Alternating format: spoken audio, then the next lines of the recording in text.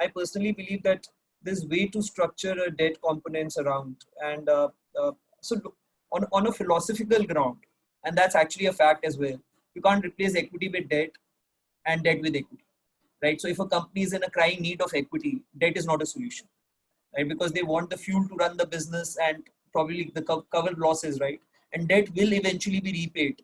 But if you're in a position, Sahil, that where you have raised a bit of maybe small capital, maybe a couple of million, 2.5, 3 million, but small capital where you're saying, okay, I've raised some capital, I've gone into dilutions already to a certain extent. Can I protect this dilution and can I build use cases of debt?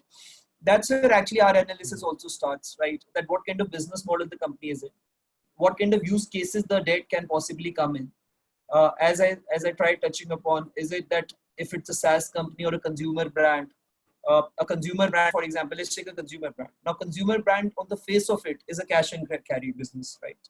But what goes behind a consumer brand? I think we were mentioning about your experience in terms of running, getting a restaurant chain and running it, right?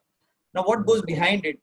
What goes behind it is a capital expenditure to a certain extent, inventory pile up, which happens in most of the cases. And depending on whether you're a B2B2C consumer brand or a B2C consumer brand, maybe a receivables, right? All of this has use cases of debt. Is how do you build, right? There's a company called Boat, right, which is an electronics brand. It's a consumer-facing brand. You would not believe they have only raised one equity round, and they have built the entire business through debt, and they're touching a unicorn status.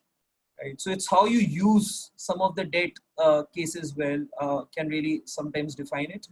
Uh, as I said, that debt can't be replaced with equity. So keeping that in mind, if you can use it judiciously for your business, I think there are firms like us who are willing to back good companies, good startups, maybe at early stage as well, pre-series A, series A stage as well, just to ensure that you get the right component. Because in some cases, what happens also, Sahil, you'll realize after, we've seen a lot of businesses after 5-6 years raising a lot of equity rounds, the founders are like in single digits. Right. That's happened because you've raised so many rounds, right? Had you done a right permutation of debt and equity, maybe you would not have diluted that much and you would have been a better off. And that's what we're trying to educate in the ecosystem, right? We're trying to educate why you're raising equity. If you're having 20 crores in bank, that's more than enough for a debt also to get repaid, and you will achieve that extra milestones for you to achieve at a better valuation.